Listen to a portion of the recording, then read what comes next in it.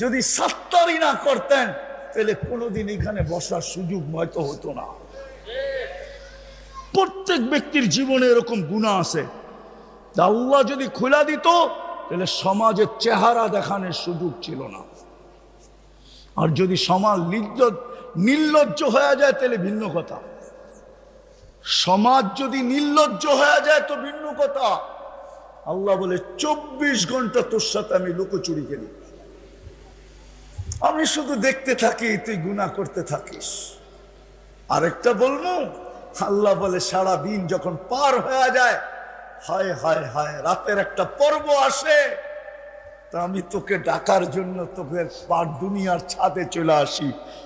এখন আল্লাহ প্রথম আকাশে চলে আসছে, আমি দুনিয়ার ছাদে চলে আসি আর তোকে ডাকতে থাকি, হালমি মুস্তাগফির ফাগফির আলা, আয় হাত উঠানা, আমি মাফ করে